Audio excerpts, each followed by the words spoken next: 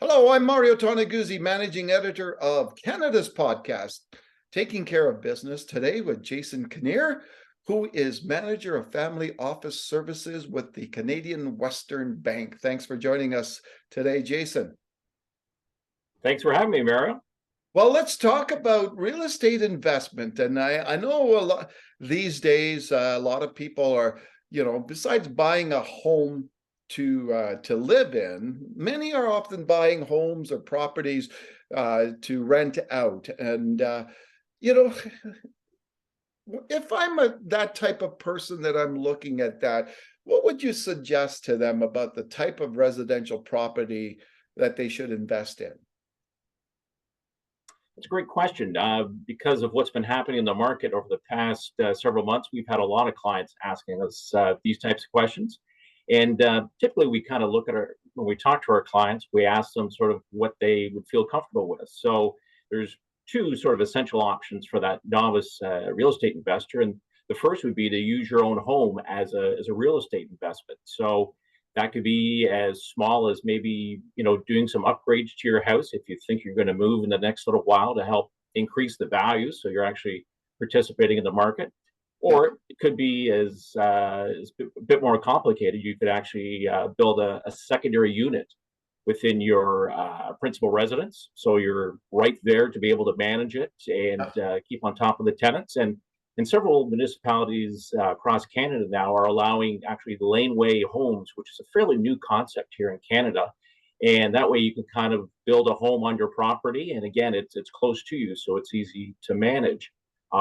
There could be other opportunities to actually buy a standalone property in your neighborhood, or it could be anywhere. And that way your tenants are off in a separate property. And there are some additional logistic issues with that, but if the right deal comes along, that could be a great opportunity for you as well. Okay. Can you talk about, in general, I guess the advantages of investing in real estate? I guess historically, it's pretty good investment. Sure, there's a great sort of long-term track record with investing in real estate. It's a good way to diversify your net worth. You might be invested in a lot of public market securities, and this could be an additional way to invest for the future. And there's also, in addition to that long-term capital appreciation, with the right property and being managed properly, you can also have current cash flows to assist you with your living expenses. So if your rental revenues are greater than your expenses, that's a cash flow that you can depend upon each month. And there's also certain tax advantages too, because it is a business. So if you've got certain rental expenses, you could write those off against the rental check you get from your tenants every month. Yeah. Now, one of the important things, of course, is when you're not living in the same place and somebody else is renting, a part of it. How important is it if you're renting out a property to have somebody to manage it, or is that like a top consideration you need to make? Am I going to manage it, or am I going to get somebody to manage it for me?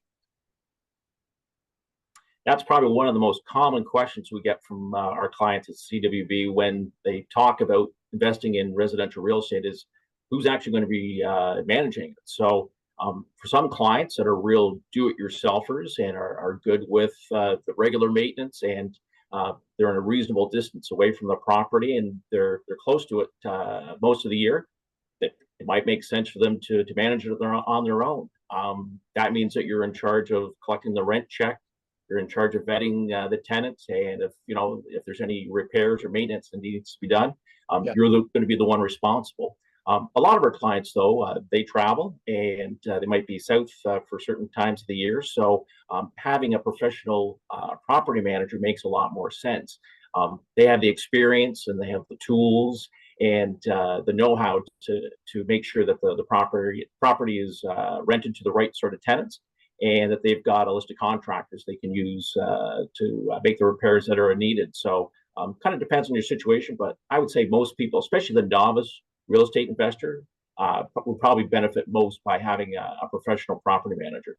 Mm-hmm. And where does it make sense to buy properties for investment in terms of, if you're renting them out? Does it make sense in the downtowns and inner cities of the major cities or suburbs? Can you talk a little bit about that? Sure. So renting a property is a type of business. And so whenever you get into a business, one of the best things you can do at the beginning is decide who's going to be your ideal client. And in this case, would be who's going to be your ideal tenant.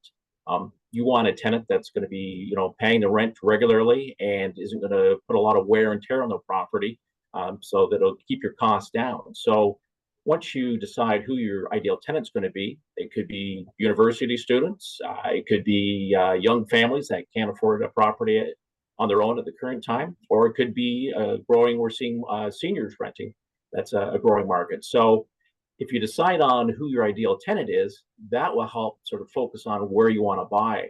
So if you're going to rent to university students, you probably want to be in the communities around those universities as close as possible.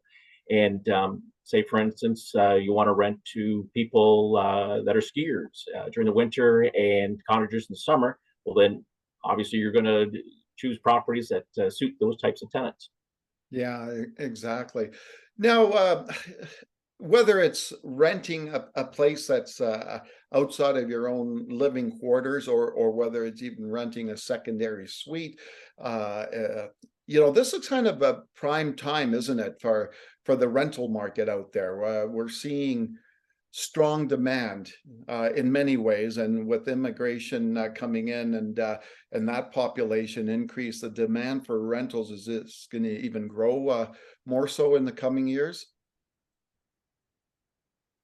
That's what we see, and especially I'm here in the Greater Toronto area, and there's projected a lot of immigration over the next decade, and there's going to be a lot of people that will be moving into the downtown core as well as out into the 416, 905 areas. So there's a big demand for real estate properties, quality real estate properties. So if you can find that area and you can find that ideal tenant, and advertise it in the right channels, you're going to have a great business opportunity going forward. All right. Well, thanks, Jason, for joining us today. Thanks a lot, Mara. All right. That was Jason Kinnear, who is manager of family office services for the Canadian Western Bank. I'm Mario Toneguzzi, managing editor with Canada's podcast, Taking Care of Business Today. Thank you for joining us.